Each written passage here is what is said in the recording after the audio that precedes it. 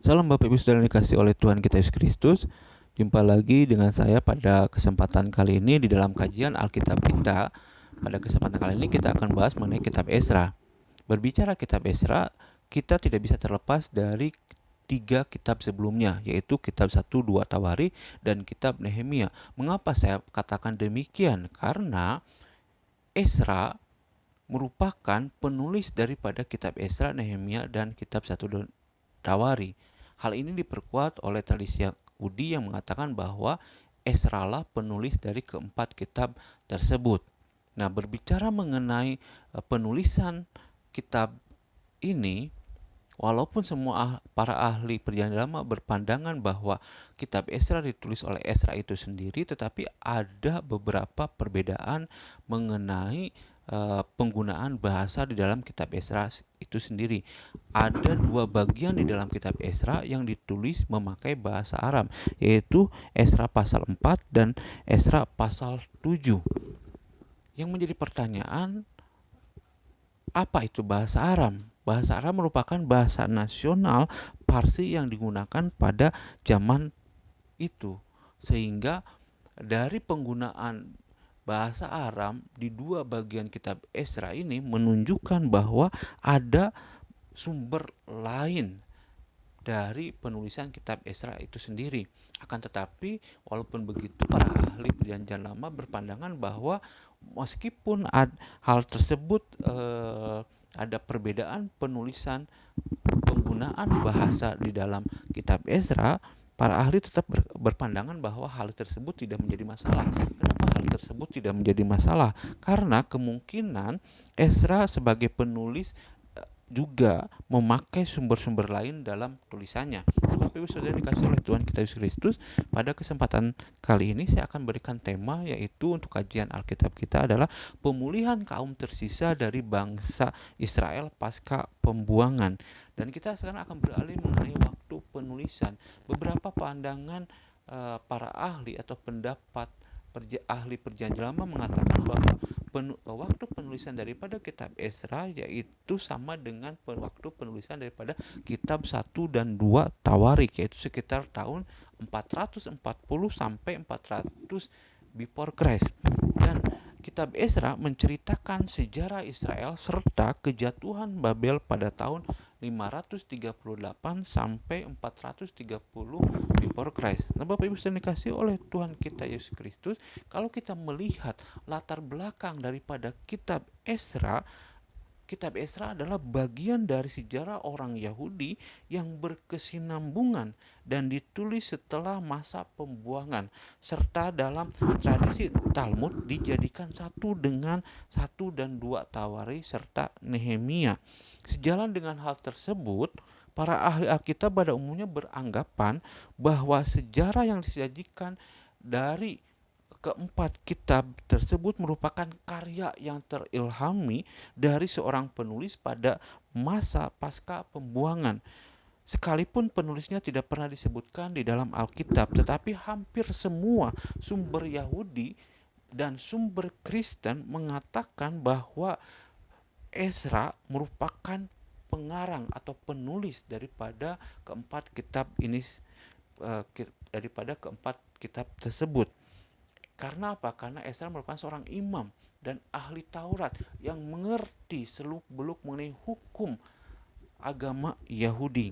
Nah, Bapak Ibu Saudara dikasih oleh Tuhan Kristus, untuk keterangan lebih lanjut atau lebih rinci mengenai peran Ezra sebagai penulis daripada kitab Ezra itu sendiri, menurut tradisi Ezra merupakan orang yang mengumpulkan semua kitab di dalam perjanjian lama dan menjadikan satu kesatuan. Dan Ezra juga merupakan orang yang memulai bentuk ibadah yang baru, yaitu di sinagoge, dan Ezra juga merupakan pelopor atau orang yang mendirikan sinagoge besar yang ada di Yerusalem, di mana kanon perjanjian lama akhirnya juga ditetapkan pada masa Ezra. Ezra merupakan seorang pemimpin yang saleh dengan kesetiaan yang kokoh dan kasih yang mendalam terhadap Allah. sejarahnya yang tertulis di dalam 1 dan 2 Tawarik, Esra dan Nehemia menekankan mengenai tema yaitu pengharapan, kebangunan, pembaharuan, dan pemulihan bangsa Israel sebagai umat pilihan Allah. Seluruh sejarah ini ditulis pada periode kedua, pada abad kelima before Christ.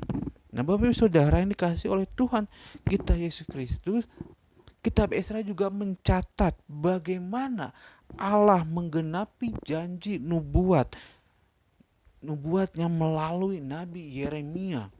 Hal itu kita bisa melihatnya di dalam Esra pasal 29 ayat yang ke-10 sampai dengan yang ke-14.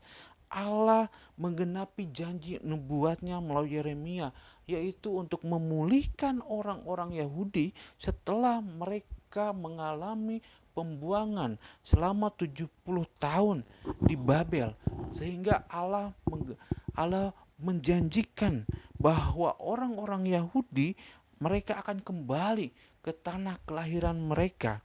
Keruntuhan Yehuda dan pembuangan ke Babel itu terjadi melalui 3 tahap. Tahap pertama terjadi pada tahun 605 before Christ. Tahap kedua terjadi pada tahun 597 before Christ. Dan tahap ketiga atau tahap terakhir pembuangan ke Babel terjadi pada tahun 586 before Christ. Nah, Bapak Ibu sudah dikasihi oleh Tuhan kita Yesus Kristus, pemulihan orang-orang tersisa pasca pembuangan merupakan penggenapan nubuat Yeremia yang juga dibagi ke dalam 3 tahap. Yaitu tahap pertama terjadi pada tahun 538 before Christ, di mana pada waktu itu ada sekitar kurang lebih 50.000 orang Yahudi yang kembali ke Yerusalem, ke Yehuda di bawah pimpinan Zerubabel. Dan pada tahap yang kedua terjadi pada tahun 457 before Christ.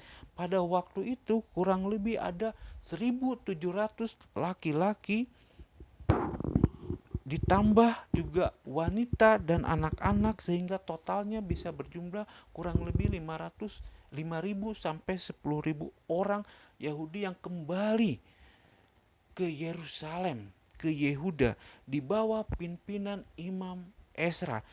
Kita bisa membacanya di dalam Esra pasal yang ke-8 ayat yang pertama sampai dengan yang ke-14.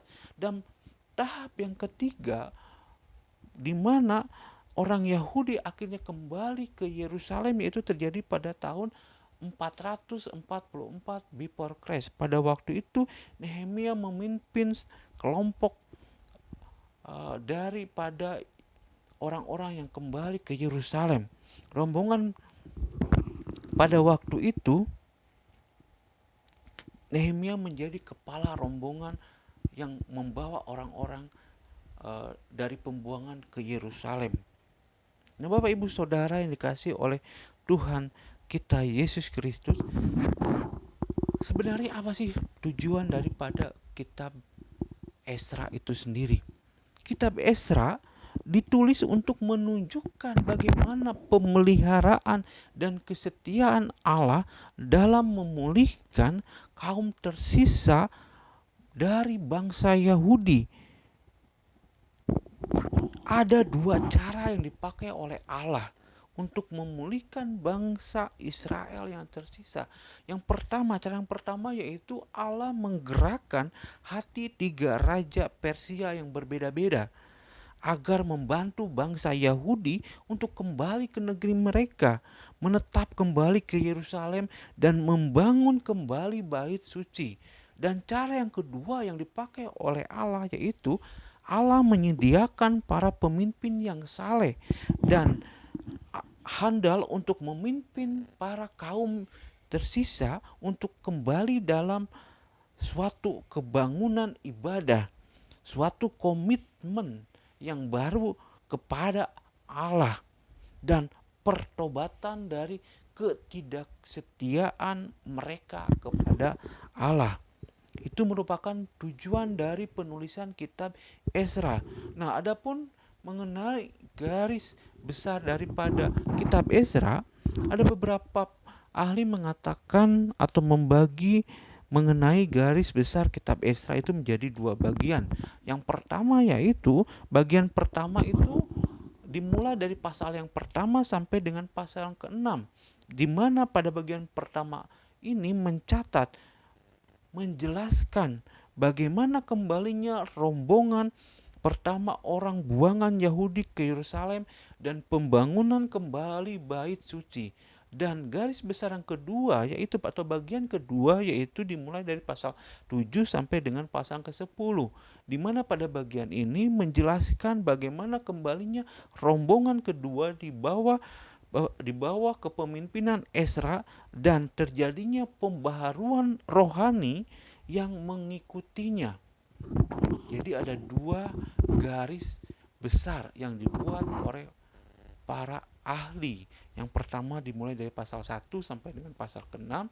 Yang kedua yaitu bagian kedua yaitu pasal 7 sampai dengan pasal yang ke-10. Nah, Bapak Ibu Saudara dikasih oleh Tuhan kita Yesus Kristus, lalu kita akan melihat apa sih sebetulnya yang menjadi keunikan daripada kitab Ezra ini. Ada beberapa hal yang tercatat dari atau keunikan dari kitab Ezra. Setidaknya ada 4 keunikan dari kitab Ezra. Yang pertama yaitu adalah kitab Ezra dan Nehemia adalah kitab yang mencatat sejarah dalam perjanjian lama mengenai pengembalian orang Yahudi pada masa pasca pembuangan. Yang kedua, ciri yang menonjol dari kitab Ezra adalah bahwa di antara dua bagian utama yaitu pasal 1 sampai 6 dan pasal 7 sampai dengan ke-10 terdapat kesenjangan sejarah yaitu sekitar 60 tahun. Dan keunikan yang ketiga dari kitab Ezra adalah kitab Ezra menunjukkan dengan jelas bagaimana Allah menjaga firman-Nya sehingga pasti digenapi. Allah mengarahkan hati para raja Persia bagaikan air yang mengalir, seperti air yang mengalir di aliran sungai, supaya mereka mengembalikan umat Allah ke negeri kelahiran mereka. Kita bisa membaca di dalam Ezra pasal yang pertama, ayat yang pertama. Dan yang keunikan yang terakhir atau yang keempat adalah di mana Ezra melakukan suatu tindakan, yaitu Ezra melakukan pembaharuan rohani di dalam bangsa Yahudi. Pembaharuan rohani yang dilakukan Ezra berdampak luas terhadap bangsa tersebut. Yang menjadi pertanyaannya bagi kita adalah mengapa Ezra perlu melakukan pembaharuan rohani?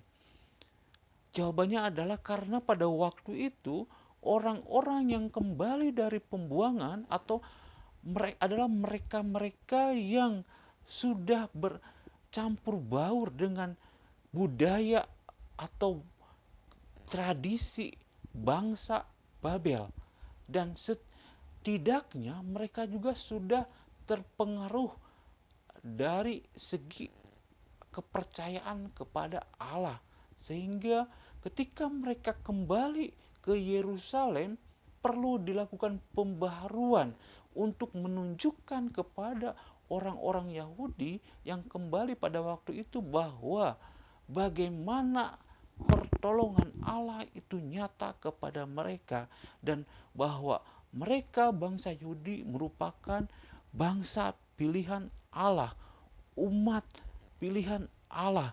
Identitas mereka sebagai umat pilihan Allah itu dipertegas oleh Ezra. Nah, Bapak Saudara yang dikasih oleh Tuhan kita Yesus Kristus, untuk pembahasan atau kajian Alkitab kita pada kesempatan kali ini sampai di sini. Kita akan lanjutkan kembali mengenai pembahasan atau kajian Alkitab kita pada waktu yang akan datang. Tuhan Yesus memberkati. Amin.